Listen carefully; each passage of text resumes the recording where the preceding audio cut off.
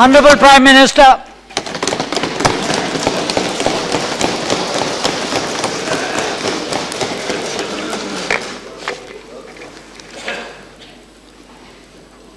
आदरणीय सभापति जी,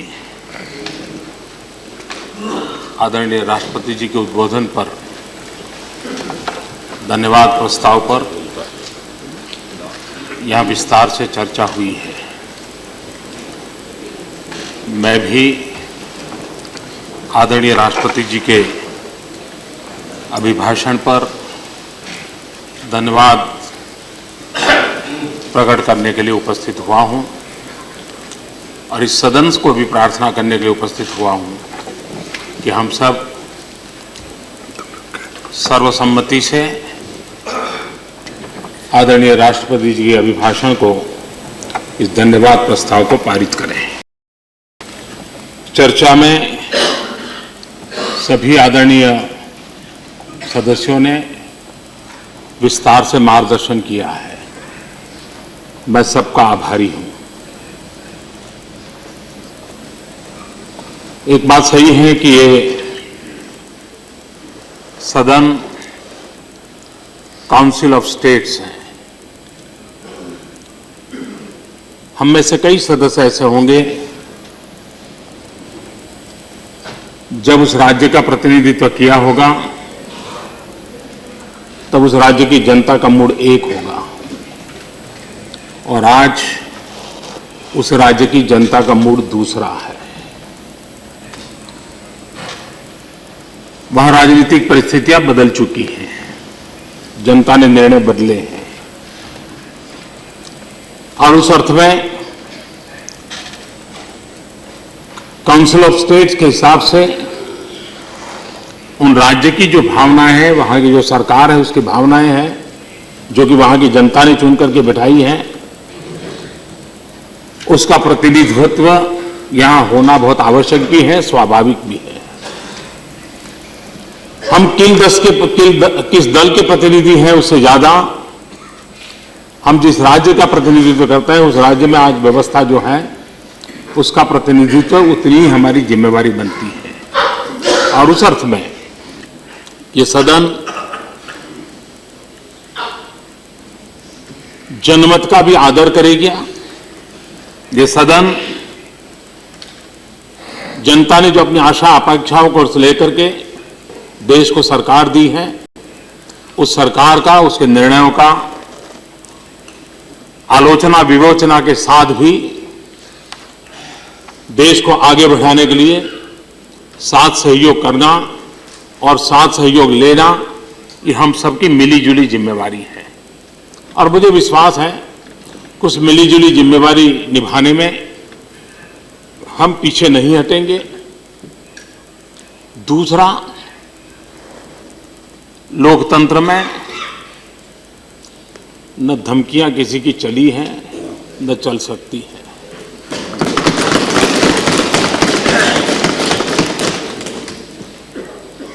मुझे 14 साल तक गुजरात में हर दिन जेल भेजने की जासा चिट्ठी आया करती थी। याद खड़ा हुआ क्या खेल होते थे मुझे मालूम है, तो मैं कहना नहीं चाहता क्योंकि जनता ने मुझे गौर दायित्व दिया है।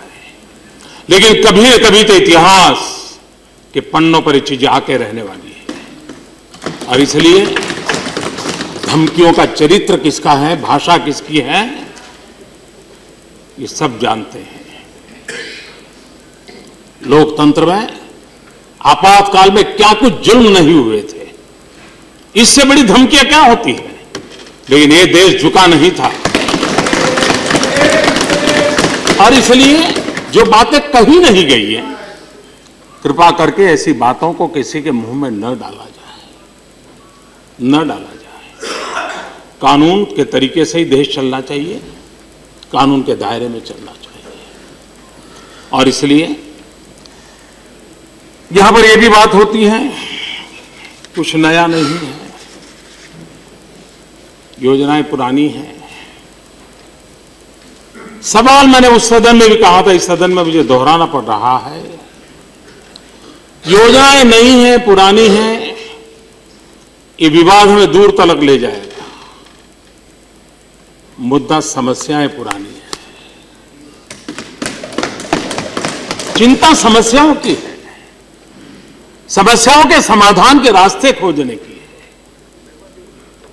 और हम इस बात के विचार वाले नहीं हैं कि हम यहां बैठे हैं इसलिए ईश्वर ने सारा ज्ञान हमको दिया है। ये सोच हमारी नहीं है। हम में भी 50 कमियां हैं, लेकिन हम वहीं बैठ करके कमियां को पूरी कर सकते हैं। और लोकतंत्र की यही तो ताकत है। कोई पूर्ण होने का दावा नहीं कर सकता, सब मिलकर के पूर्ण होने की संभावना दिखती है। और फिर भी शायद ईश्वर की इच्छा नहीं होगी तो कुछ कम भी रह जा सकता है। और इसलिए यह सोच हमारी नहीं है।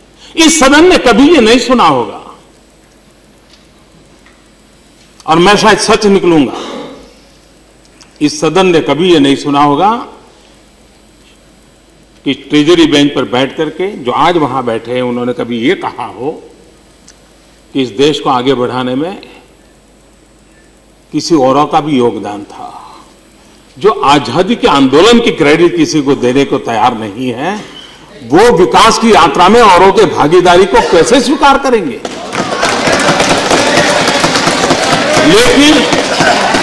लेकिन मैं हूं जिसने मैंने लाल किले पर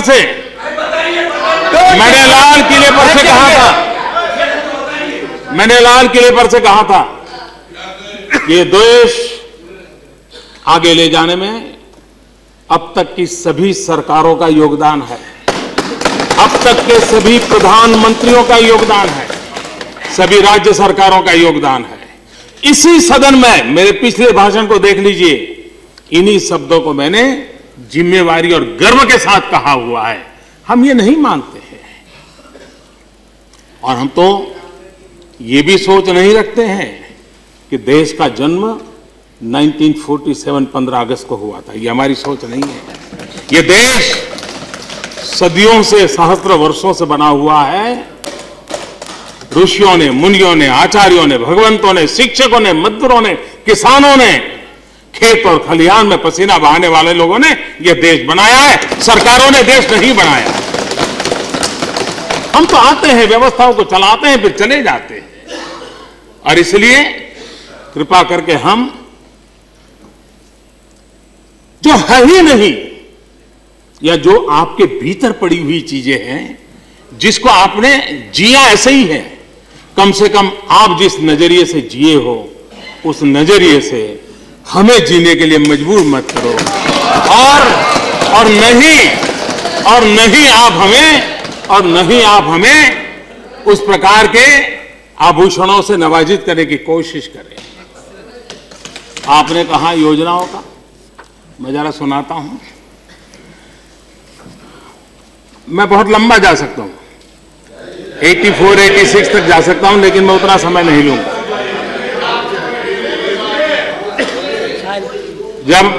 जब एनडीए सरकार थी तब एक योजना थी, multipurpose national identity card project. आप आए, वो बन गई आधार UIDAI। वही योजना नया रंग रूप, संपूर्ण ग्रामीण रोजगार योजना वाजपेयी जी के समय थी। Mahatma Gandhi national rural employment guarantee act आपके समय। सुनना पड़ेगा। अटल जी के समय योजना थी freedom of information act. Please, Atal ji के समय था फ्रीडम ऑफ इंफॉर्मेशन एक्ट। आप आए right to information act. Atal ji के समय था अंत्योदय अन्न योजना। आप आए national food security act. Atal ji के समय था सर्व शिक्षा अभियान प्लस 86 कॉन्स्टिट्यूशनल अमेंडमेंट।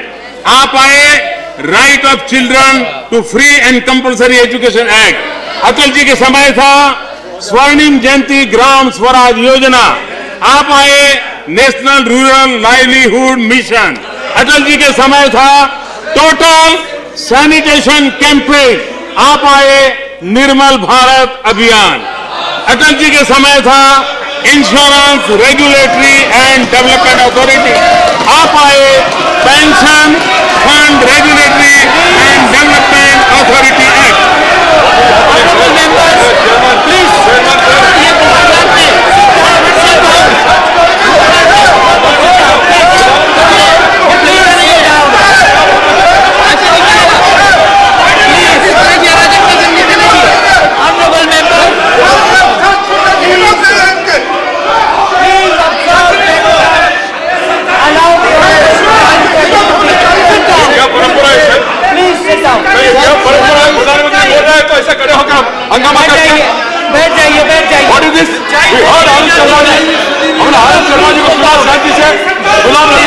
शांति से गुलाम नबी जी, आनंद शर्मा जी बोल रहे थे, हम लोगों ने शांति से सुना है। मर्यादा होना चाहिए, देश का प्रधानमंत्री है। सच कड़वा होता है। Please sit down. Truth is unpalatable, please understand. Please do not disrupt, allow the honourable prime minister to proceed.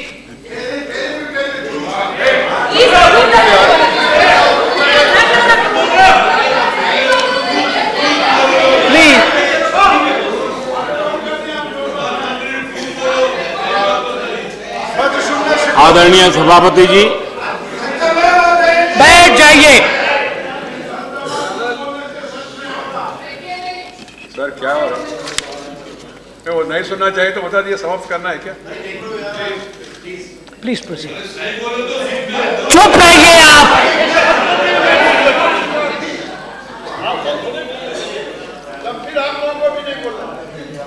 आदरणीय सभापति जी, यहां पर कुछ राजनीतिक बातें भी हुई हैं। ये भी कहा गया ये कौन है, वो कौन है, कितने हैं, वो है, काफी कुछ कहा गया। मैं जरा सदन का इस बात की ओर ध्यान आकर्षित करना चाहता हूं। हमें भी राजनीतिक जीवन में परसेप्शन के आधार पर निर्णय करने से कैसी गड़बड़ें होती हैं वो आप जानते हैं कि आप कहां से कहां पहुंच गए हैं। और इसलिए सच्चाई की धरातल को भी राजनीतिक जीवन में समझना बहुत आवश्यक होता है। हमारे लिए भी आवश्यक होता है, आपके लिए भी आवश्यक होता है। सिर्फ परसेप्शन के आधार पर नहीं चल सकते। अभी मैं वेंकैया जी का भाषण सुन रहा था, वो कह रहे थे कि सबसे ज्यादा किसान हमारे हैं, सबसे ज्यादा दलित हमारे हैं, वगैरह वगैरह, वो बता रहे थे। आप देखिए, आज लद्दाख तो बीजेपी रिप्रेजेंट करती है, तो कन्याकुमारी भी बीजेपी रिप्रेजेंट करती है। कच्छ अगर बीजेपी रिप्रेजेंट करती है तो अरुणाचल प्रदेश बीजेपी रिप्रेजेंट करती है, अरुणाचल बीजेपी रिप्रेजेंट करती है। और इसलिए आप कच्छ से लेकर गन्नाबान तक जाइए। कभी आप सोचते थे कि तो हिंदी बेल्ट के लोग हैं, आप देखते हैं हम साउथ में भी सरकार बनाने में कभी सफल रहे हैं। आप ये भी जानते हैं, कभी कभी ये भी हम पर आरोप लगाया जाता कि ये उच्च वर्ण के लोग ही इस पार्टी में हैं। मुझे देखने के बाद अब शायद अपना विचार बदलना पड़ा होगा। जहां पर ज्यादा आदिवासी जनसंख्या ऐसे जो कुछ राज्य हैं, उसमें से महाराष्ट्र हो, मध्य प्रदेश हो, छत्तीसगढ़ हो, झारखंड हो, राजस्थान हो, गुजरात हो, जहां मैक्सिमम आदिवासी राज्यों है, उनमें से ये राज्य है। और वहां पर आदिवासी समाज ने भारतीय जनता पार्टी को सत्ता दी है। आपको ये भी मालूम है कि गोवा, जहां निर्णायक वोट ईसाई समाज के हैं, वहां भारतीय जनता पार्टी पूर्ण बहुमत से राज कर रही है। नागालैंड, जहां अधिकतम वोट ईसाई समाज के हैं, वहां भारतीय जनता पार्टी सरकार है। जम्मू कश्मीर, जहां पर मुस्लिम वोट निर्णायक है, वहां आज हम सत्ता में भागीदार हैं। पंजाब, जहां सिख समाज निर्णायक है, वहां हम कई वर्षों से सत्ता में थे। ये सारे क्षेत्र वो हैं, और इसलिए हम भी कभी धरातल पर रह करके सोचे कि भारतीय जनता पार्टी का व्याप, पहुंच, उसका क्षेत्र विकास कहां कहां हुआ है, और इसलिए जिन परसेप्शन को लेकर के आप बातें करते रहते हैं वो बहुत पुरानी बातें हैं। कभी कभार ये कहने को बड़ा सरल होता है। पुराने जमाने में हमारे सीताराम जी के जो पूर्वज थे वो यही बताते थे लोगों को, देख वो गाड़ी चल रही है ना, उसमें पेट्रोल नहीं जल रहा है, तुम्हारा खून जल रहा है। ये डायलॉग सुने हमने, बहुत सालों से सुने, और उन्हीं डायलॉग पर आज भी हम चले। वक्त बदल चुका है, वक्त बदल चुका है, और इसलिए मैं जरा पूछना चाहता हूं, मेरा प्रधानमंत्री जी से उनकी सारी बात से सहमत होते हुए एक बात निवेदन करना चाहता हूं, चाहे इनका राज है और चाहे आपका राज है, हिंदुस्तान के संविधान में जो कमजोर तबकों को विधानसभा और लोकसभा में तो वो आए हैं, वो इस तरफ पहले आते थे, हमारी तरफ आते थे, अब आपके साथ, लेकिन हिंदुस्तान में बड़ी संख्या में जो सामाजिक विषमता को मिटाने के लिए जो हमारे संविधान में आर्थिक और सामाजिक विषमता बराबर के खेल हैं, सामाजिक विषमता के मामले में भारत सरकार के जितने भी विभाग हैं, चाहे एजुकेशन वाले, चाहे मेडिकल के किसी विभाग में देख लीजिए, यदि पिछड़ी जात से लेकर के दलित और आदिवासी लोगों की क्या दुर्गति है और कहां पहुंचे हैं वो, ये सामाजिक विषमता को यदि आप दृष्टि में नहीं रखेंगे तो यहां की संख्या से देश नहीं बदलेगा, हिंदुस्तान धरती से बदलेगा, और धरती की थोड़ी बहुत संख्या आएगी तो निश्चित तौर पर जो लोग आरक्षण से लाभ नहीं पा रहे हैं उनको आपके आने के बाद हम निवेदन करना चाहते हैं कि आप इस काम को कर सकते हैं। यही मैं आपसे कहना चाहता हूं। शरद जी ने मेरे दिल की बात बता दी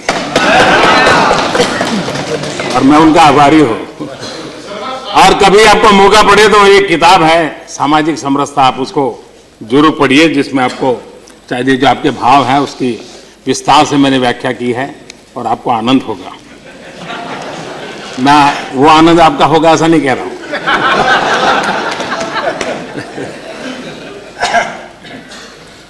जो शरद जी ने बात कही है जिसका मैं स्वीकार करता हूं, ये स्वच्छता अभियान क्या ये कॉरपोरेट के लिए कार्यक्रम है क्या, अमीरों के लिए है क्या?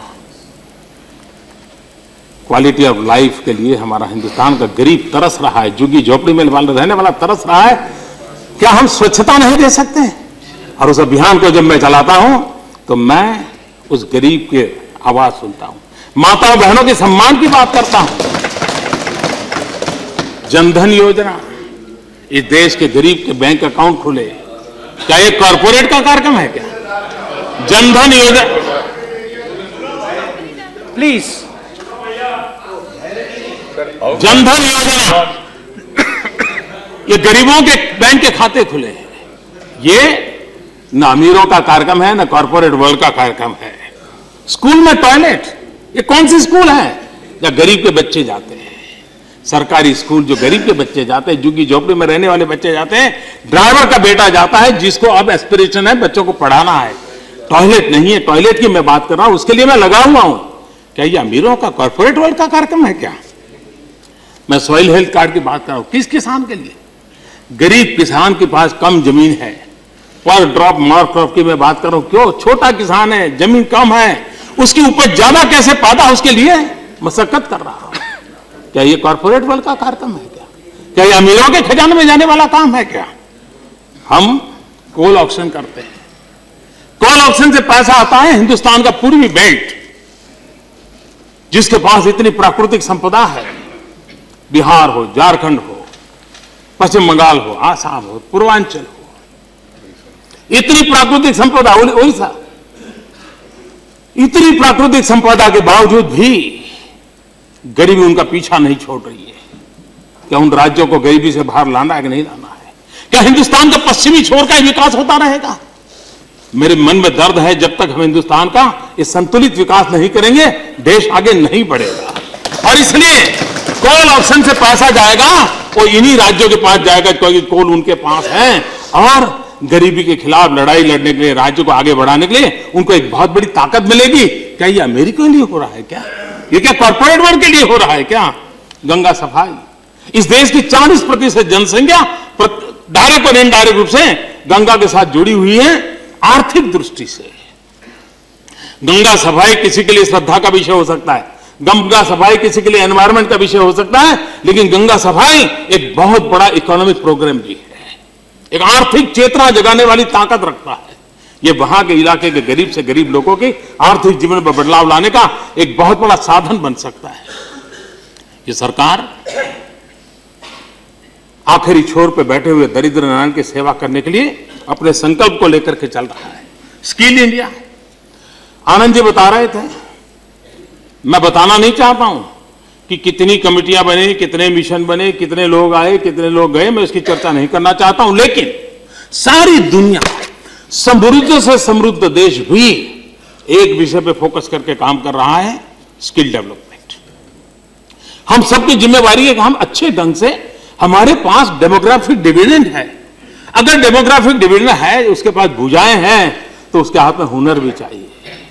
सिर्फ भुजाओं से बात बनने वाली नहीं है, भुजाओं में हुनर भी चाहिए। अगर हुनर होगा तो मैं समझता हूं इस देश को नई ऊंचाइयों पर ले जाने में हमारे देश का नौजवान एक बहुत बड़ी ताकत बनकर उभरेगा। और इसलिए स्किल डेवलपमेंट हिंदुस्तान के सामान्य से सामान्य गरीब, 5वीं कक्षा पढ़ा छोड़ दिया, 3री कक्षा पढ़ा छोड़ दिया, उन बच्चों के लिए ये एक फोकस करने वाला कार्यक्रम है, उसको लेकर के हम चल रहे हैं। हाउसिंग फॉर ऑल, कि कौन लोग हैं जिसके पास घर नहीं है? ये कॉरपोरेट है क्या? ये गरीब लोग हैं। गरीब को घर देने की कोशिश है। 3 करोड़ घर गांव में बनाने हैं, 2 करोड़ घर शहर में बनाने हैं। और 2022 भारत की आजादी का अमृत महोत्सव, हम इस सपने को पूरा करने के लिए आगे बढ़ सकते नहीं बढ़ सकते? और इसमें कोई राजकीय एजेंडा नहीं हो सकता है जी। जहां पर कांग्रेस उनकी सरकारें होंगी, हम उनको भी कहेंगे लीजिए, आइए मिलिए, अपन गरीबों को घर दें। ये इस सरकार उस सरकार का कार्यक्रम नहीं है, देश के गरीबों का कार्यक्रम है। और इसलिए हम उस चीजों को लेकर के चल रहे हैं। मैं मानता हूं कि हम गरीबों को लेकर के जिन बातों को कर रहे हैं, उसको अगर आगे बढ़ाने में आपका पूरा सहयोग रहेगा। आप देखते हैं, बड़े बुद्धिमान लोग तो अलग अलग एनालिसिस करते हैं, लेकिन इस पूरे बजट में 42% डिवोल्यूशन राज्य को जाना हमारे हिंदुस्तान की इकोनॉमी को अलग तरीके से देखने के लिए अब हमारे लिए भी, हमने भी सोचना होगा।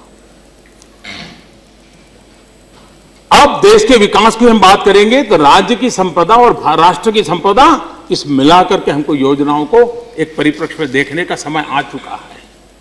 और इतना बड़ा रिवॉल्यूशन, और आप तो राज्यों के प्रतिनिधित्व हैं, ये काउंसिल ऑफ स्टेट्स हैं, इतना बड़ा रिवॉल्यूशन हुआ है।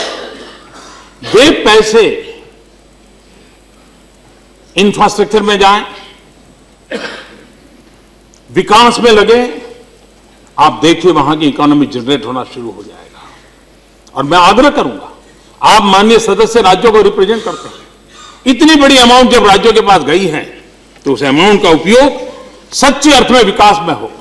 अगर सच्चे अर्थ में विकास में होगा तो राज्य बहुत तेजी से अपनी कठिनाइयों से बाहर आएगा, और उस दिशा में हम सबका ध्यान होना चाहिए, मेरा आग्रह रहेगा। इस बजट के अंदर एक मुद्रा योजना की बात कही गई है, micro units development refinance agency. हम देखते हैं कि हमारे देश में सचमुच में देश की इकोनॉमी कौन चलाता है, इस पर अध्ययन नहीं हुआ है। इस देश के जो सामान्य लोग हैं वे रोजगार भी देते हैं, स्वरोजगार भी करते हैं, और देश की इकोनॉमी को भी चलाते हैं। ऑटो रिक्शा रिपेयर करने वाला होगा, ऑटो रिक्शा चलाने वाला होगा, ऑटो रिक्शा रखने वाला होगा, स्कूटर रिपेयरिंग करने वाला होगा, साइकिल रिपेयरिंग, जूता पॉलिश करने वाला होगा, फल बेचने वाला होगा, ब्रेड बेचने वाला होगा, सामान्य व्यक्ति। इस देश में करीब 5.5 करोड़ से ज्यादा ऐसी इकाइयां हैं, और जो 11-12 करोड़ लोगों को रोजगार देती है। ये कम अमाउंट नहीं है नंबर। उनकी क्षमता है, एक को रोजी देते हैं या 2 को देते हैं, रोजगार देने की उनकी क्षमता है। लेकिन ये सेक्टर ऐसा है कि उसको अगर पैसा चाहिए तो कोई व्यवस्था नहीं है जहां से उसको पैसा मिले। 120% ब्याज से वो साहूकार के घर जाता है, पैसे लेता है और आधी जिंदगी उसकी ब्याज देने में चली जाती है। पहली बार ये सरकार इस योजना को लेकर आई है मुद्रा की, जिसके तहत इसी वर्ग को धन मिलेगा, उसकी इंस्टीट्यूशनल अरेंजमेंट होगी और उसके कारण वो अपने आर्थिक विकास को आगे बढ़ाएगा।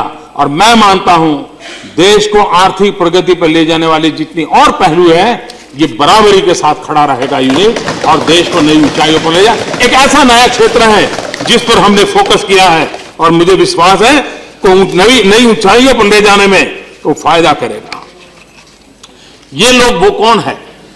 करीब 54% लोग ग्रामीण क्षेत्रों में ये व्यवसाय करते हैं, छोटा मोटा अपना कारोबार चलाते हैं। 46% शहरों में है। और इसमें ये जो काम करने वाले लोग हैं उसमें 60%, मोर देन 60% या तो वो शेड्यूल कास्ट के हैं या शेड्यूल ट्राइब के हैं या ओबीसी के हैं। यानी ये समाज का इतना पिछड़ा वर्ग है जिसकी ओर हम अगर ध्यान देंगे, मैं समझता हूं कि वो बहुत बड़ी मात्रा में अपना काम उसको आगे बढ़ा सकता है और हम इसको रोजगार देने की दिशा में प्रयास कर रहे हैं।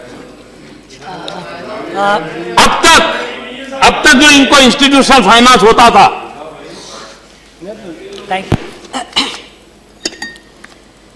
माननीय सभापति जी,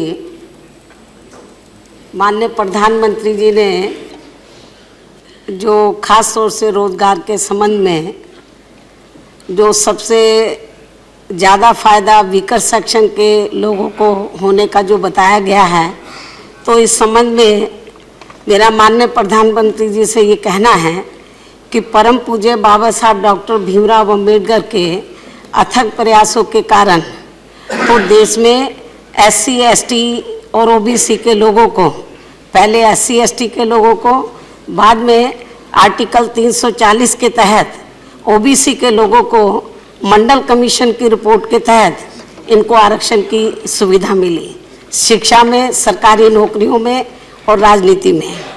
लेकिन दुख की बात यह है कि SC और ST के लोगों को जो आरक्षण की सुविधा मिल रही थी, तो इसमें खास तौर से जो पदोन्नति में जो इनको आरक्षण मिल रहा था तो वो इनका ख़त्म हो गया।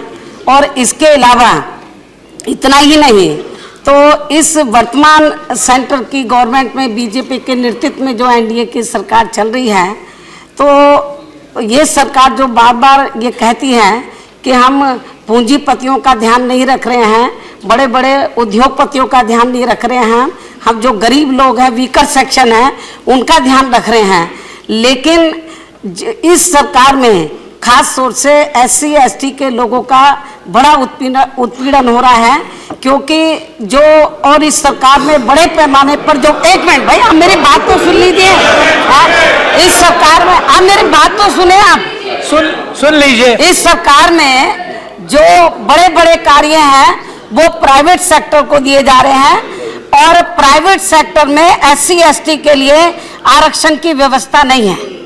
और जब तक आरक्षण की व्यवस्था प्राइवेट सेक्टर में नहीं होगी तो इन लोगों को जो आरक्षण का अभी तक लाभ मिल रहा था वो भी अब खत्म हो जाएगा। तो ये कहना सरकार की ओर से कि हम इन लोगों को, इनका उत्थान का ध्यान रख रहे हैं, इनको रोजगार दे रहे हैं, तो मेरा माननीय प्रधानमंत्री से ये कहना है कि क्या आप प्राइवेट सेक्टर में तो SC ST के लोगों को आरक्षण की व्यवस्था करेंगे? तो यदि आप आरक्षण की व्यवस्था नहीं करते हैं तो मैं तो यही कहना चाहूंगी, जो SC ST के लोगों को जो रिजर्वेशन की जो सुविधा मिल रही थी, तो ये भी प्राइवेट सेक्टर पर धीरे धीरे खत्म की जा रही है। तो क्या ये पूंजीपतियों को बढ़ावा नहीं दिया जा रहा है? क्या ये उद्योगपतियों को बढ़ावा नहीं दिया जा रहा है? तो और यदि नहीं दिया, आप कहते नहीं दिया जा रहा है, तो आप बताएं माननीय प्रधानमंत्री जी, जो SC ST वर्गों के लोगों को क्या प्राइवेट सेक्टर में रिजर्वेशन की व्यवस्था करेंगे? आप बताएं इसके बारे में। Thank you. Thank you. Please, no, I'm sorry. I'm not allowing you. Sit down. down, please. Please, please sit down. Sit down. I would be compelled to take action against you. आदरणीय सभापति जी, ये वरिष्ठ सज्जनों का सदन है। यहाँ अनुभवी लोग हैं, तपस्वी लोग हैं, देश को बहुत कुछ दिया है, ऐसे लोग हैं। मैं बहुत नया हूँ, आप हमारी रक्षा कीजिए जी।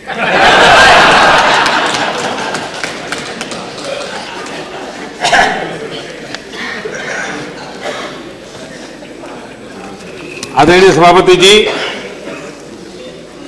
125 करोड़ लोगों में से 29 करोड़ लोग, 29 करोड़ लोगों के पास लाइफ इंश्योरेंस है और केवल 19 करोड़ लोग ऐसे हैं जिनके पास एक्सीडेंटल डेथ कवर इंश्योरेंस का है।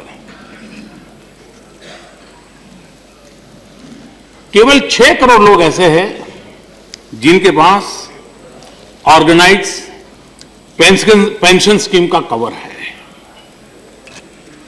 इसके अलावा बीपीएल कैटेगरी में 3 करोड़ विधवा हों या तो वरिष्ठ नागरिक हों जिनको 300 रुपया से लेकर के 1500 रुपये तक आज पेंशन की व्यवस्था है। अपने आप में इतने बड़े देश में ये व्यवस्था बहुत सामान्य है। हम एक बहुत बड़ी समस्या का समाधान करने के लिए एक बहुत बड़े कदम उठाने के लिए प्रयास कर रहे हैं और मैं मानता हूं कि प्रधानमंत्री सुरक्षा बीमा योजना के तहत, प्रधानमंत्री जीवन ज्योति योजना के तहत और अटल पेंशन योजना के तहत हम समाज के सभी वर्गों को स्पर्श करने के लिए प्रयास कर रहे हैं और बड़ी आसान सी व्यवस्था हम करना चाहते हैं। प्रति मास सिर्फ 1 रुपया और 18 से 70 आयु के लोगों के लिए और उसके द्वारा हम 2 लाख रुपए का एक्सीडेंटल डेथ कवर बीमा। मैं समझता हूं कि हमारे देश में जिस प्रकार की अवस्था है, ये गरीब से गरीब व्यक्ति की चिंता करने का प्रयास है। प्रधानमंत्री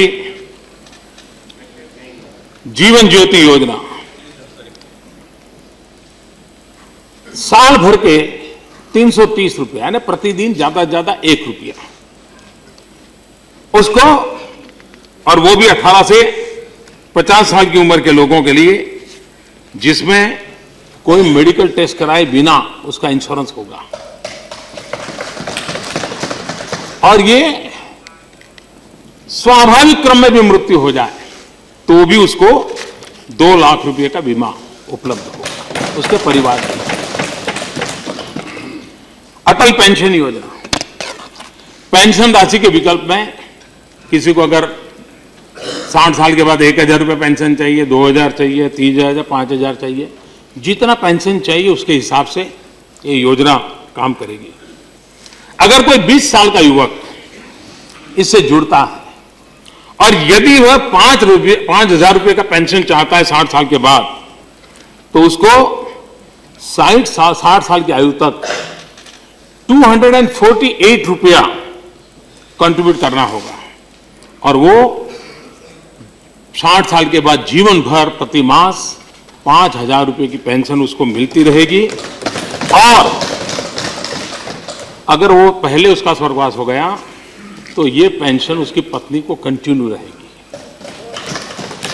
इतना ही नहीं, दोनों नहीं रहेंगे तो बच्चों को 8.5 लाख रुपया जो उन्होंने जमा किया है वो वापस मिलेगा।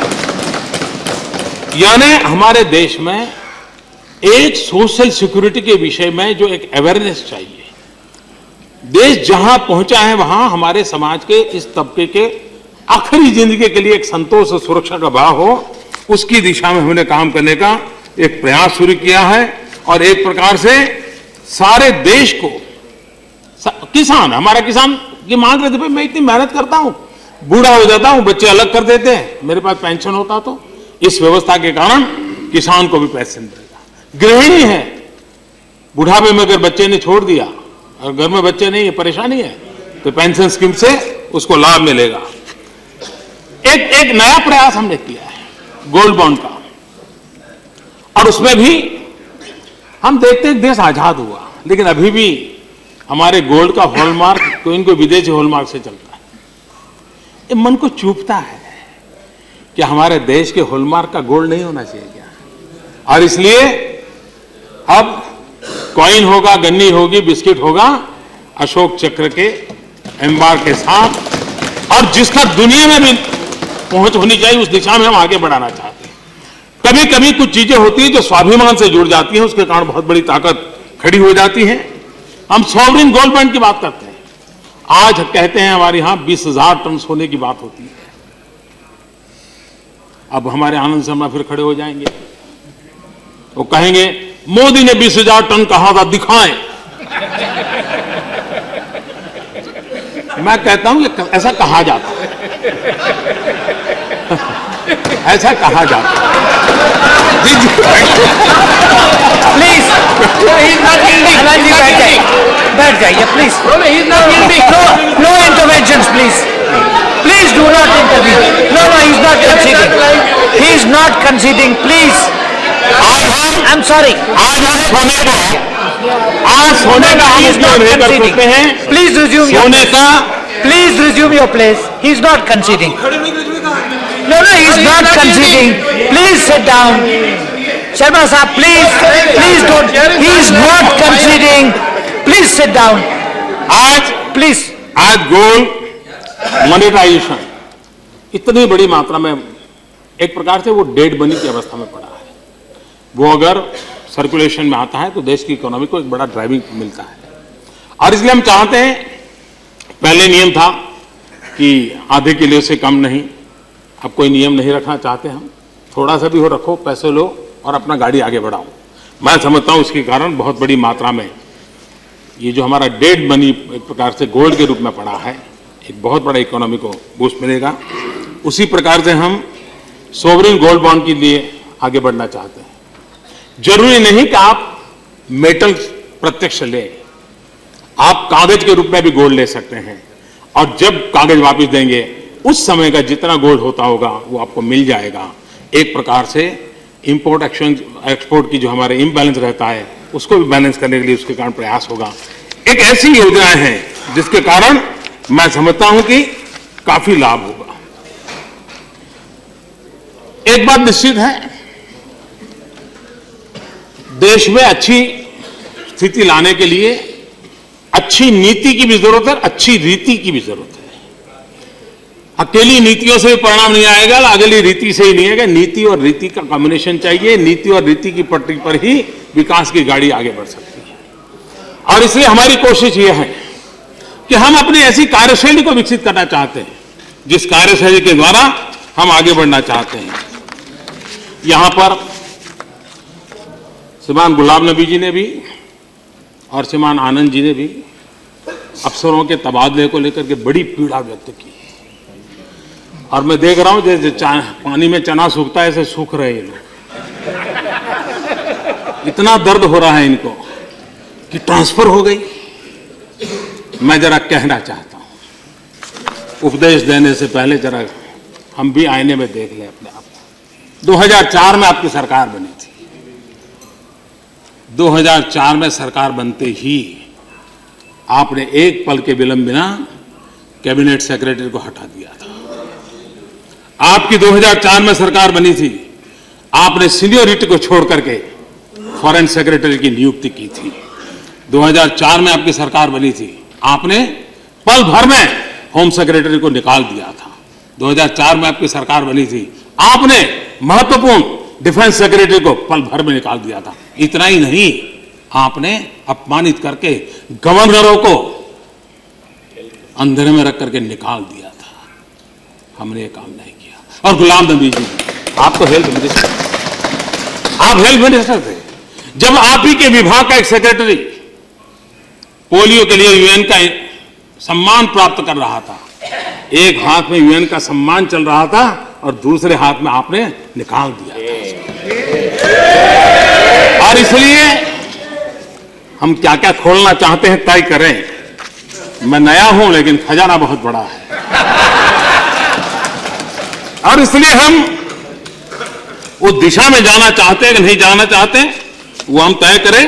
और इसलिए हम कहते हैं कि भाई हमारी कोशिश ये है, गुड गवर्नेंस हमारा प्रयास है। यहां पर यह भी बात आई कि भाई कुछ हमारे समर्थकों के मुंह से भी आती है, कुछ हमारे प्रति अच्छा भाव रखने वालों का भी आता है, और कुछ विशेष प्रेम करने वालों का भी आता है। और मुझे तो विशेष प्रेम करने वालों को प्रेम बहुत मिला है। जमीन पे कुछ नजर नहीं आता है। मोदी जी की बात तो बहुत अच्छी है, मोदी जी सोचते अच्छा है, लेकिन जमीन पर कुछ नजर नहीं आता है। मैं अपने साथियों को कहना चाहता हूं, अब लंबे अरसे तक सत्ता में रहे हैं, और सत्ता का एक नशा होता है, भगवान करे हम बच जाएं। और जब सत्ता का नशा होता है तब सर काफी ऊंचा रहता है, और जब सर ऊंचा रहता है झुकने की आदत छूट जाती है, और जब झुकने की आदत छूट जाती है तब जमीन दिखती नहीं। और इसलिए जितना झुकोगे उतना ही जुड़ोगे। और इसलिए मैं जो जमीन की बात पूछना चाहते हैं उनको कहना चाहता हूं, काम कैसे होता है। रेलवे सरकार की, हाईवे सरकार के, लेकिन दोनों के बीच इतना टकराव चलता था कि 350 से अधिक प्रोजेक्ट हाईवेज के रेलवे मंजूर नहीं करती थी, या रेलवे के प्रोजेक्ट हाईवे मंजूर नहीं कर रहा था। किसी को रोड क्रॉस करके रेल ले जानी है, और किसी को रेल क्रॉस करके हाईब्रिड ओवरब्रिज बनाना है। 350 और कई सालों से हम आए, हमारे ध्यान में आया, हमने दोनों डिपार्टमेंट को बिठाया, साइलो को खत्म किया, दोनों के बीच एमओयू किया, और मुझे आज खुशी है इसका ऑनलाइन पोर्टल बना है, ऑनलाइन क्लियरेंस दिया जाता है। 350 सालों से अटके हुए सारे प्रोजेक्ट क्लियर हो गए दोनों डिपार्टमेंट में, और कोई भी प्रपोजल आएगी 60 दिन में क्लियर करना तय कर दिया गया। 60 दिन के भीतर जो काम अभी प्रोसेस में है, आज सिर्फ 22 प्रोजेक्ट हैं जो प्रोसेस में है। ये है गुड गवर्नेंस, ये है काम होना। आप देखिए, मैं जरा आपको हिसाब देता हूं जमीन पे क्या होता है।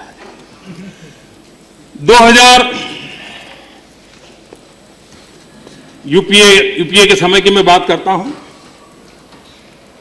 पर डे 7.4 किलोमीटर का हाईवे का अवार्ड होते थे, और 5.2 किलोमीटर पर डे अचीव होता था। हमारे 9 महीने का हिसाब दे रहा हूं जी, आनंद जी, हम पर डे 18 किलोमीटर का अवार्ड देते हैं, और अब तक का रिपोर्ट है 10.1 किलोमीटर पर डे हम अचीव करते हैं। डबल काम कैसे चलता है, सरकार नीचे जमीन पर कैसे दौड़ती है। Railway 2013-14 new line and UPA 390 kilometre, new line 9 man NDA 2 410 kilometre. 2013-14 gauge conversion 585 kilometre, 9 महीने हमारे 700 किलोमीटर। यूपीए डबलिंग 675 किलोमीटर, हमारा 810 किलोमीटर। कहने का तात्पर्य यह है कि अगर हम जमीन के साथ जुड़ें तो जमीन पे क्या चल रहा है वो अपने आप पता चलने लग जाएगा, ये मुझे पूरा विश्वास है।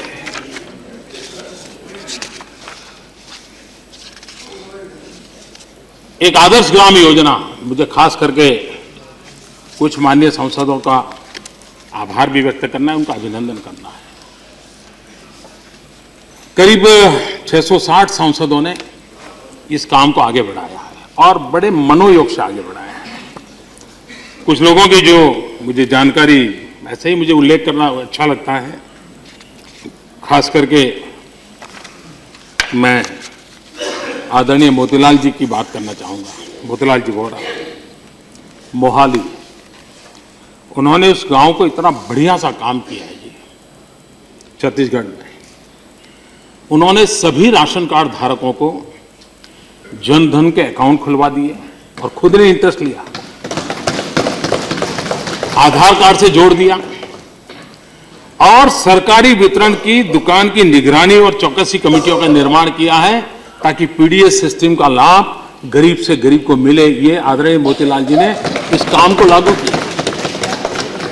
यानी किस प्रकार से हमारे आदरणीय सांसद रुचि लें तो एक नया मॉडल गांव के लिए विकसित हो रहा है।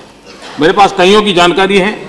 मैं देखा हमारे पार्लियामेंट के श्रीमान कामाख्या प्रसाद जोरहाट से, उन्होंने आईसीडीएस और मिड डे मील उसकी निगरानी के लिए काफी परफेक्ट व्यवस्था बनाई ताकि बच्चों को अच्छा खाना मिले।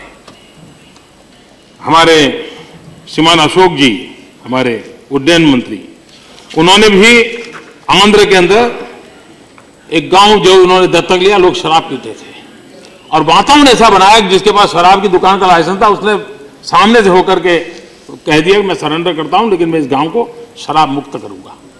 अगर हम लोग चाहें आदत ग्राम योजना को किस प्रकार से हम आगे बढ़ा सकते हैं, मैं समझता हूं कि इसको हमने सबका सहयोग रहेगा तो ये काम आगे बढ़ेगा। लेबर के संबंध में आपको मालूम होगा कि कई वर्षों से हमारे मजदूर ने जो पसीना बहा है उसके करीब 27,000 करोड़ रुपीस, 27,000 करोड़ रुपीस, आप अमाउंट छोटी नहीं है, उसका कोई लेने वाला ही नहीं है। क्यों? तो किसी के 50 रुपया है, किसी के 100 रुपया है, किसी को 200 रुपया है और वो बेचारा मजदूरी एक जगह पे करता था, दूसरी जगह पे चला गया, वापिस वो 50-100 रुपये लेने के लिए जाना, उसके ज्यादा जाने का खर्चा होता है और इसी के कारण कुछ लोग बेचारे का स्वर्गवास हो गया। कोई हिसाब किताब नहीं है, सरकारी खजाने में 27,000 करोड़ रुपया मजदूरों के पैसे पड़े। हमने कोशिश की है कि योजना बनाने की, यूनिवर्सल अकाउंट नंबर यूएएन, इस यूनिवर्सल अकाउंट नंबर के द्वारा लेबरर्स को वो कहीं पर भी जाएगा, वो इस अकाउंट के नंबर के साथ उसका जो भी मनी होगा वहां ट्रांसफर हो जाएगा। इसके कारण वो जो 27,000 करोड़ के भी उसमें उसका कोई हिस्सा पुराना पड़ा होगा वो भी उसको चला जाएगा। गरीब के हक का पैसा है, सरकार कहीं और लगाना नहीं चाहती, उन पैसों को हम वापस करना चाहते हैं और ये काम मैं समझता हूं धरती पर एक अच्छा काम इसके द्वारा हुआ है और इसका लाभ मैं जरूर मानता हूं मिलेगा। प्रधानमंत्री जन धन योजना की बहुत बात हुई है, मैं उससे के लिए और अधिक आपका समय लेना नहीं चाहता हूं। यहां पर एक चर्चा आई फर्टिलाइजर के संबंध में। आप जानते हैं 112 लाख टन यूरिया पिछली बार जो था, इस बार 117 लाख टन यूरिया का खाद बिक्री ऑलरेडी हो चुकी है और इसलिए उसमें भी कोई पीछे रहने का कारण नहीं है। हम बार बार मनरेगा की चर्चा करते हैं।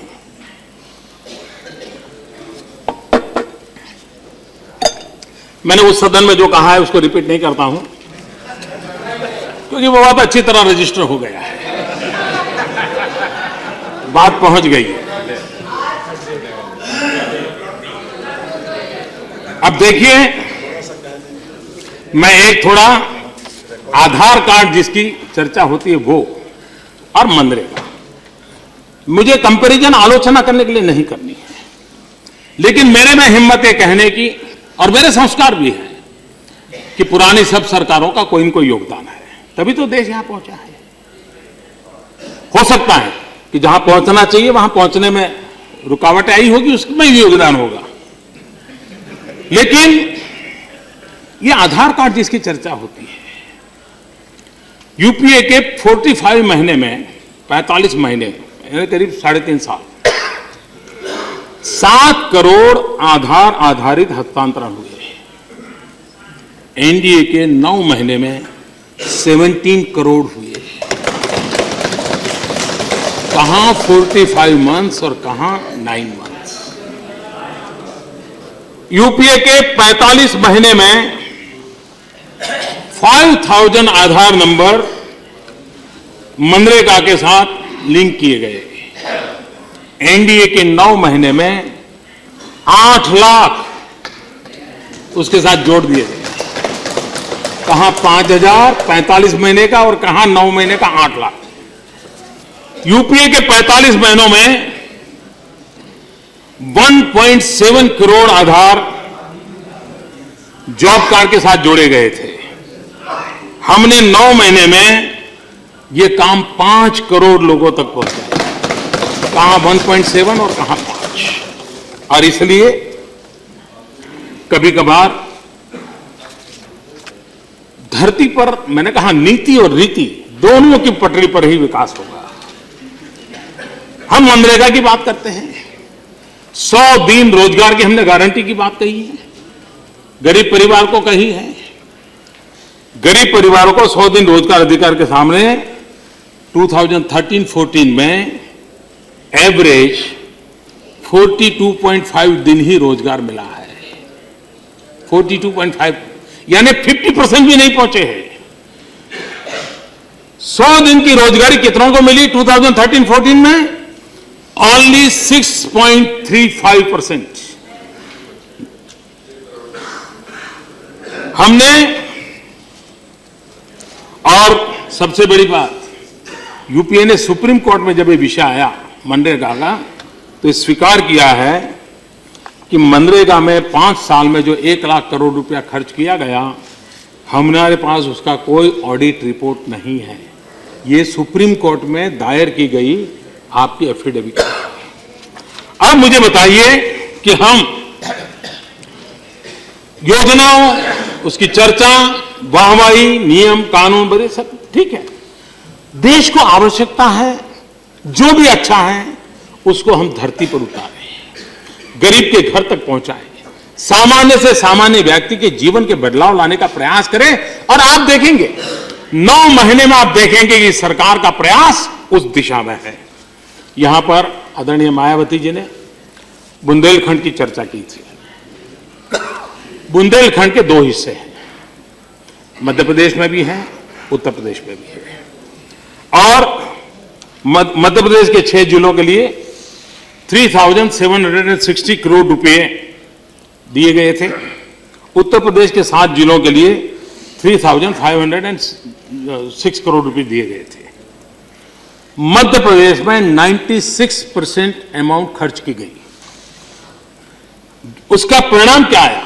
बुंदेलखंड का मध्य प्रदेश का हिस्सा, उसका परिणाम यह आया कि गेहूं के उत्पादन में 1629 किलोग्राम प्रति हेक्टेयर से 2323 किलोग्राम तक वो गेहूं उत्पादन को ले गए। सिंचाई में इन पैसों से उन्होंने 1,42,000 हेक्टेयर जमीन को सिंचाई के अंदर जोड़ा। दूध उत्पादन वहां 9 लाख लीटर था, वो 9 लाख टन था, जो 12 लाख टन तक वो ले गए। 561 मिल्क कोऑपरेटिव सोसाइटियों को उन्होंने प्रारंभ किया। पेयजल आपूर्ति में 40 लीटर प्रति व्यक्ति से 55 लीटर तक वो पहुंचा के ले गए। अब उत्तर प्रदेश के आप हैं तो मैं कहना नहीं चाहता हूं वहां क्या हुआ है, उसका रिपोर्ट मैं नहीं देता हूं, लेकिन आपने जो चिंता व्यक्त की है हो सकता है उसमें सच्चाई हो और उसके आपका दर्द सही हो, लेकिन मध्य प्रदेश जहां दूसरा पार्ट था उसकी जानकारी मैंने आपको दी है। यहां पर बंगाल की भी चर्चा हुई। मैं जरा, जो लोग एक बहुत बड़ा वैश्विक विचारधारा लेकर के, इंपोर्टेड आइडियाज लेकर के देश चलाने के लिए कोशिश करना चाहते हैं, 30 साल तक पश्चिम बंगाल में उनको राज करने का अवसर मिला। आज जो स्थिति है, मैं इसके लिए डायरेक्ट आपको दोष नहीं देता। आप बाकी जो करना करें, क्योंकि सीआर आपका ठीक रहना चाहिए।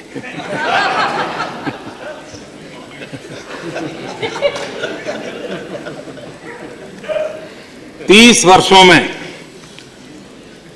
पश्चिम बंगाल, जो कि कभी हिंदुस्तान में औद्योगिक एक्टिविटी का कैपिटल हुआ करता था, कलकत्ता देश की औद्योगिक राजधानी के रूप में उसकी पहचान थी, वो पूरा का पूरा नष्ट हो गया। कृषि विकास बहुत तेज गति से बढ़ने वालों में पश्चिम बंगाल था। 30 साल में वो माइनस तक पहुंच गया। इंडस्ट्रियल आउटपुट बंगाल का हिस्सा 1980 में 10% था, जो 4% आ गया। 1976-77 में कुल फैक्ट्रियां में से 7.6% बंगाल में थी, जो 2008-9 में सिर्फ 4% हो गई। Please, no, resume your place. Please do not intervene. Do not intervene. Please sit down. Agriculture growth. No, please sit down. 1966 Please to sit down. 76. Please sit down. 1966 to 76. Agriculture sit growth in down. Paschim Bengal Please sit was down. 17.3% की वृद्धि हुई थी और 2001-07 में 7.8% रह गई। 2007 में NSS national sample survey में पाया गया कि स्टारवेशन में स्थिति बंगाल में सबसे ज्यादा थी। 60% स्कूलों में बालिकाओं के लिए He is not conceding. 60% स्कूलों में बालिकाओं के लिए फंक्शन टॉयलेट है, Please. जबकि national He average is not 75% है। Please, you, और इसलिए please, कल सीताराम जी ने कल एक बात please. सीताराम जी ने कही please resume your place. और उन्होंने कहा Please resume कि your Nokia place. Do not intervene. Chennai में Do not नोकिया intervene. का जो कारखाना है Please sit वो down. बंद हो गया। He is not conceding. Please sit down. Please sit down. Please sit down. Please sit down. आपको मौका मिलेगा, Please sit down. मौका मिलेगा, मौका Please मिलेगा। sit down. Yachuri ji, please do not. हमारे देश में No, this is job not good. Creation Please, ये हमारी आवश्यकता है please don't do this. और जॉब क्रिएशन की दिशा में हम जितना आगे बढ़ सके, और अगर जॉब क्रिएशन में आगे बढ़ना है Please resume. तो हमें मेक इन इंडिया के मंत्र को आगे बढ़ाना पड़ेगा, You know the procedure. Infrastructure को आगे बढ़ाना पड़ेगा You know the और procedure. Infrastructure Please sit down. जितना तेज गति से आगे बढ़ेगा, Please sit down. रोजगार की संभावनाएं बढ़ेगी No, और don't. रोजगार की संभावनाओं को बढ़ाने के लिए Please sit down. हमने इंफ्रास्ट्रक्चर sit को down. बल देना चाहिए। No, कल you- श्रीमान सीताराम जी ने चेन्नई में You know the नोकिया की जो procedure. फैक्ट्री Please बंद हो resume your गई, place. उसकी चिंता व्यक्त की थी। 25,000 You know लोगों the का जॉब procedure चला very गया, well. उसकी No, no. चिंता व्यक्त की थी। You और इसलिए मैं चाहता हूं, बैठ जाइए. पिछली बार जो Please. उन्होंने चिंता व्यक्त की थी, और इसलिए मैं कहना चाहता हूं कि नोकिया की जो फैक्ट्री बंद हो गई है, इस सरकार के कारण नहीं हुई है, पिछली सरकार के कामों के कारण उसका परिणाम हुआ है।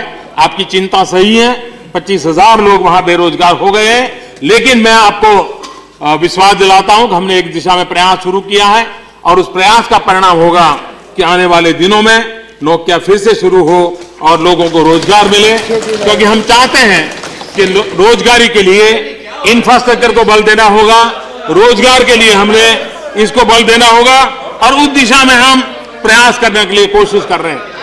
राष्ट्रपति जी ने अपने अभिभाषण में डिजिटल इंडिया की बात कही है। आदरणीय सभापति जी, ये बात सही है कि किसी समय एक थियरी दुनिया में चलती थी, हैव्स एंड हैव नॉट की।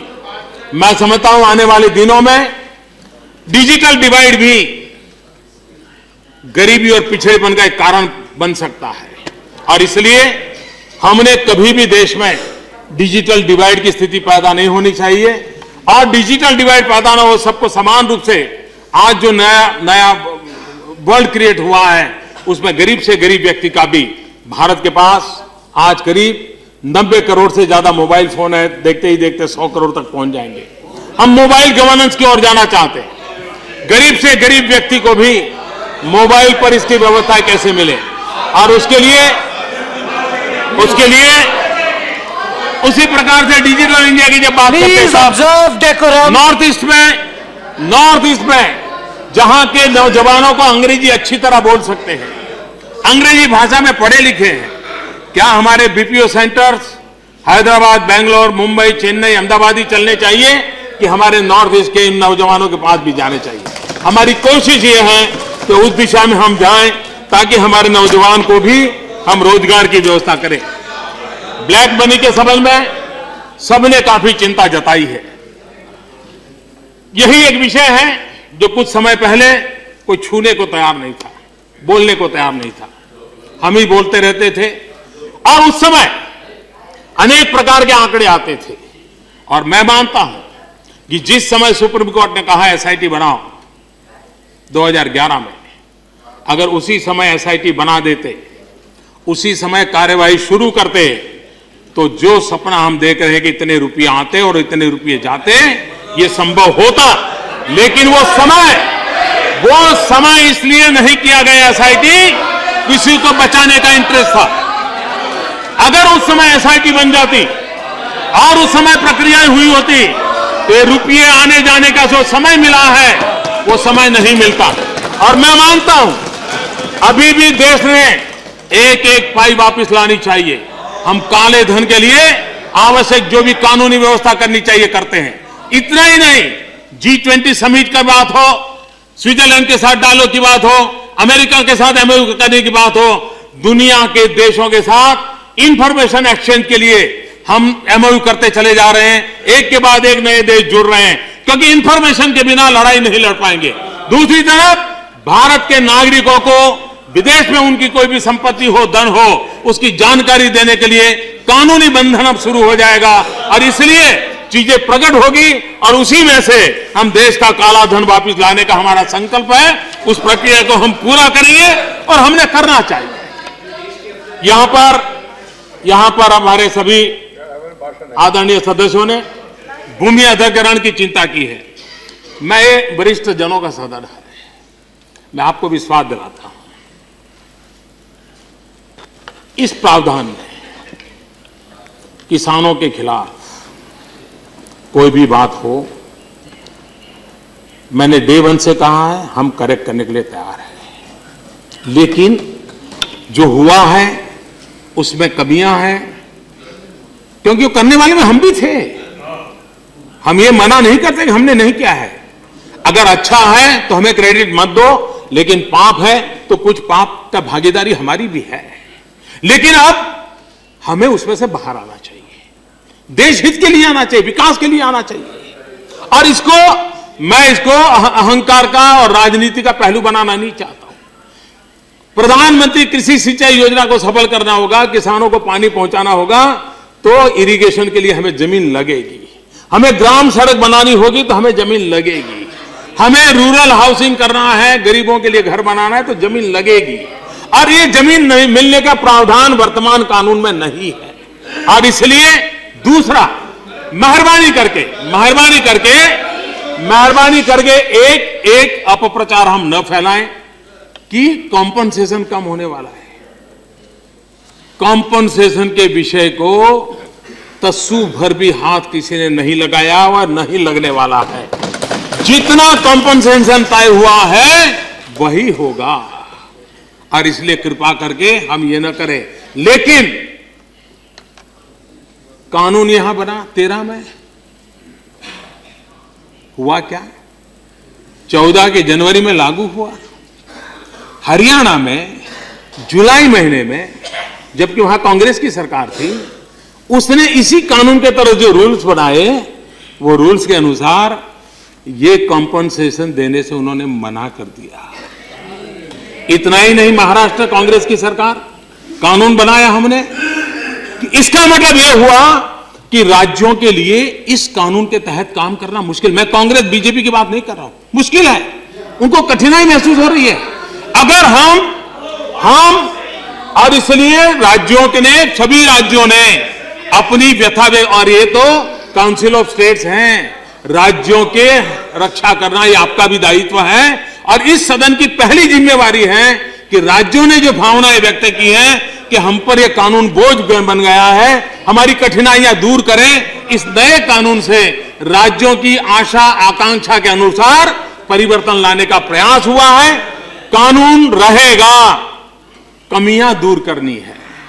उसमें भी कोई कमी है, वो भी दूर करनी है। और मैं आपको निमंत्रण करता हूं, आप आइए, सहयोग कीजिए और हम मिलकर के हमारे देश की विकास यात्रा को आगे बढ़ाएं। और हम कितने ही बुद्धिमान क्यों ना हो, लेकिन जिस कानून ने 1894 से 2014 तक 120 साल तक इस देश का विकास भी किया, इस देश के किसान की सेवा ही की, अचानक रातों रात वो सब बेकार हो जाता है, ऐसा नहीं है। हमारे देश के किसानों की चिंता करनी है, उसको सुरक्षा करनी है, उसको सुरक्षा मिलनी चाहिए, पूरी उसका पूरा प्रोटेक्शन होना चाहिए, लेकिन हम सबको मिलकर के उसको आगे बढ़ाना चाहिए। ये मेरा आप सबसे आग्रह है। एक दूसरा भ्रम फैलाया जाता है, कृपा करके आपकी गलत इंफॉर्मेशन कारण के हुआ का इरादा शायद गलत न भी हो, लेकिन ऐसा हम न करें।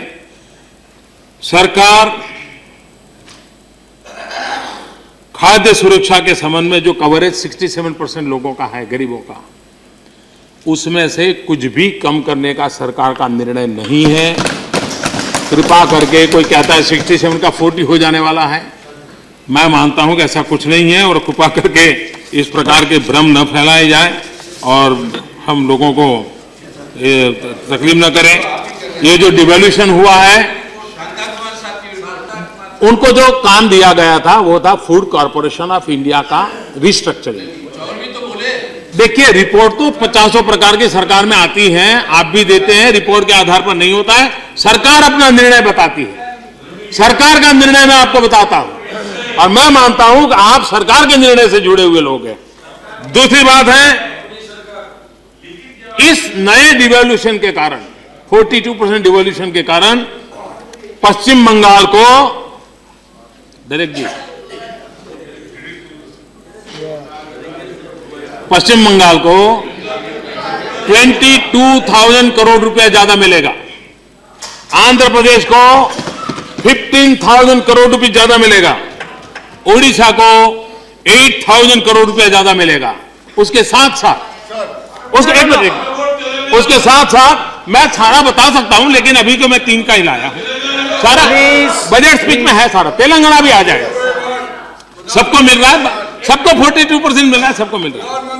अब सबसे बड़ी बात, खनीज की रॉयल्टी, खनीज की रॉयल्टी, खनीज की रॉयल्टी, खनीज की रॉयल्टी 1.5 गुना बढ़ा दी गई है, जो ज्यादातर इन पूर्व के राज्यों को मिलने वाली है। इतना ही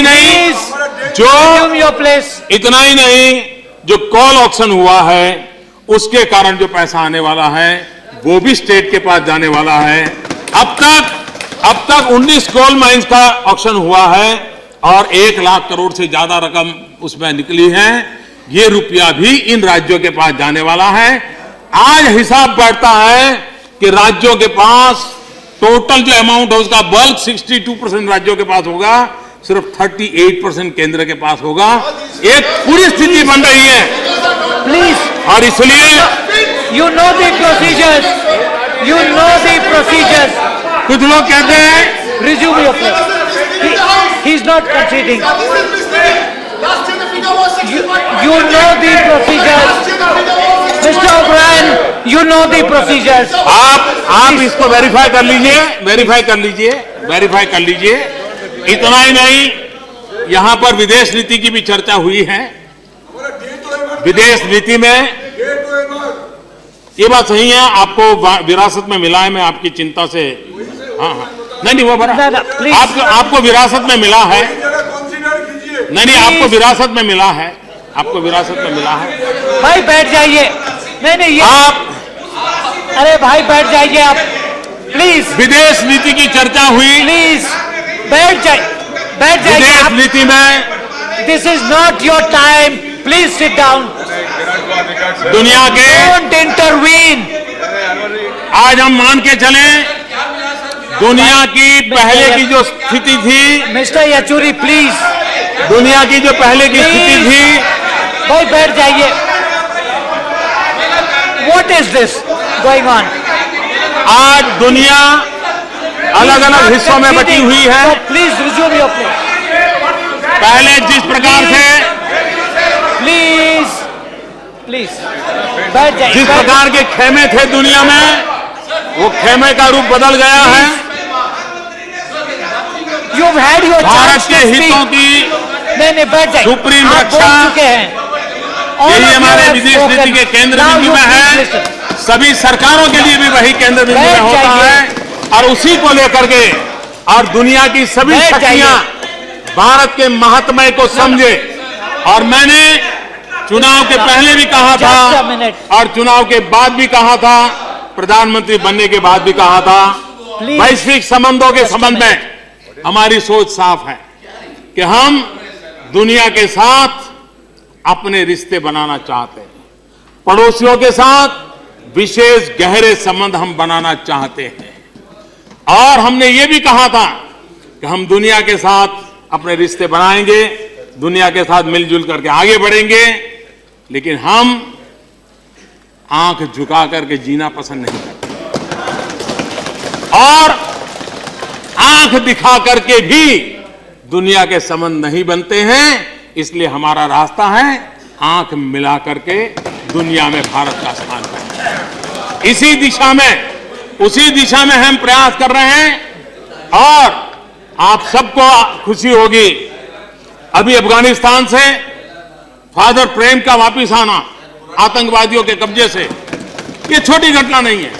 और पिछले 9 महीने में दुनिया के भिन्न भिन्न देशों में फंसे हुए 12,000 से ज्यादा हिंदुस्तानियों को वापस लाया गया। हमारे केरल की हमारी नर्सिस बहनें आतंकवादियों से वापस क्या होगा, सबके लिए सांस अद्दर हो गए थे, वो वापस लाने में सफलता मिली है। और इतना ही नहीं, टिकट देकर के यहां तक लाना और उनके होम स्टेट तक जाने के लिए विमान की टिकट देने तक का प्रबंध इस सरकार ने किया है। और इसलिए विश्व में भी रहने वाले दूसरी एक व्यापक चर्चा जम्मू कश्मीर को लेकर के हुई है। मैं इस सदन को विश्वास दिलाना चाहता हूं, मैं इस सदन को विश्वास दिलाना चाहता हूं और मैं 125 करोड़ देशवासियों को भी विश्वास दिलाना चाहता हूं। जम्मू कश्मीर में जो सरकार बनी है, ये कॉमन मिनिमम प्रोग्राम के आधार पर बनी है और सरकार चलेगी कॉमन मिनिमम प्रोग्राम के आधार पर। किसी के बयान से हम उसका समर्थन कतई नहीं कर सकते। आतंकवाद के संबंध में जीरो टॉलरेंस पॉलिसी के साथ ये सरकार आगे बढ़ेगी और इसलिए और हम कहीं पर भी कोई बयान दे और हम यहां पर उसके जवाब देते रहेंगे तो मैं समझता हूं कि हम सही दिशा में नहीं जाएंगे। हमारी नीतियां, हमारी योजनाएं क्या है, उसी योजनाओं को लेकर के हम चल रहे हैं। और इसलिए ऐसी बातें मैं साफ बात कहूं कि कश्मीर के मतदाताओं ने न सिर्फ लोकतंत्र की आन बान शान को बढ़ाया है, लेकिन जो दुनिया भर में भ्रम फैले हुए थे कश्मीर के बाबत में, इन सारे भ्रमों को निरस्त करने का काम सर्वाधिक मतदान करके कश्मीर के मतदाताओं ने पूरा किया है। और इसलिए हिंदुस्तान जिस बात की वकालत पिछले 50 साल से कर रहा था, उसको थप्पा मारने का काम कश्मीर के नागरिकों ने किया है। हम उनकी जितनी बधाई करें उतनी कम है और मैं उनका कश्मीर के नागरिकों का अभिनंदन करता हूं। और हमारा भरोसा कश्मीर के नागरिकों के प्रति है और कश्मीर के नागरिकों के भरोसे के प्रति हम देश की एकता, बैठ जाइए, हम देश की एकता और अखंडता के साथ, हम देश की एकता और अखंडता के साथ प्रतिबद्ध ऐसे लोग हैं। और इसलिए मैं फिर एक बार इस सदन के माध्यम से, आदरणीय सभापति जी आपके माध्यम से संपूर्ण राष्ट्र को विश्वास दिलाना चाहता हूं कि कश्मीर के लिए हिंदुस्तान के सदनों ने जो प्रस्ताव पारित किए हुए हैं उसको लेटर एंड स्पिरिट से फॉलो किया जाएगा, उसमें कोई कॉम्प्रोमाइज नहीं किया जाएगा। यह मैं विश्वास दिलाता हूं देशवासियों को। मैं फिर एक बार सदन को प्रार्थना करता हूं कि हम सब मिलकर के सर्वसम्मति से राष्ट्रपति जी के अभिभाषण जी को धन्यवाद प्रस्ताव पारित करें और मैं सबका धन्यवाद करता हूं।